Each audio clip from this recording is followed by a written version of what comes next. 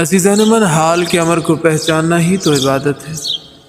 اگر تو زندگی میں یہ مقصد بنا لیا ہے کہ اللہ تعالیٰ کے ہاں پسندیدہ ہو جائے تو پھر آسان سا رستہ ہے، نبی علیہ الصلوۃ والسلام کی پیروی کی جائے۔ کسی نے کسی مسلمان بزرگ سے پوچھا تھا کہ آپ کتنی دیر عبادت کرتے ہیں؟ انہوں نے فرمایا ہم تو 24 گھنٹے عبادت کرتے ہیں۔ یہ دعویٰ اس کے لیے بڑا حیران کن تھا۔ کہنے لگا بھلا یہ کیسے ممکن ہے؟ 24 گھنٹے اگر آپ عبادت کرتے ہیں تو اتنے سارے جو بشری تقاضے انسان کے ساتھ جڑے ہیں وہ بھلا کب پورا کرتے ہیں اور کیسے؟ فرمانے لگے دیکھو میاں، حال کے امر کو پہچاننا ہی تو عبادت ہے۔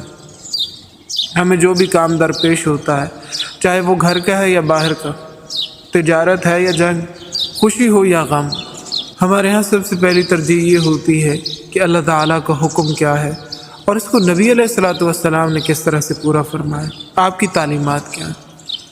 بس ہم آپ علیہ الصلوۃ والسلام کے اسوہ حسنہ کی پیروی کرتے ہیں۔ ہمارا ہر وہ امر جو ہمیں درپیش ہوتا ہے وہ اللہ تعالیٰ کے ہاں عبادت شمار ہوتا ہے۔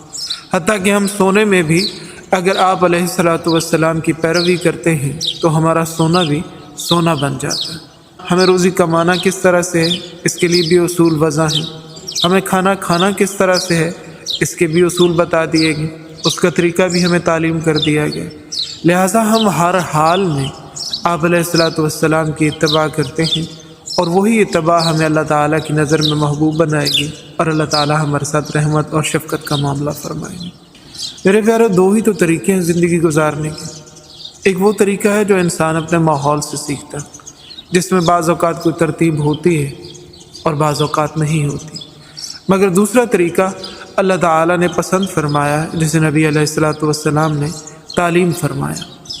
اس طریقے میں انسان کو دنیا کی بھی کامیابی ملتی ہے، آخرت کی بھی۔ آپ علیہ الصلوۃ والسلام کی پوری زندگی کو فالو کرنے سے انسان دونوں جہانوں میں کامیاب ہوگا۔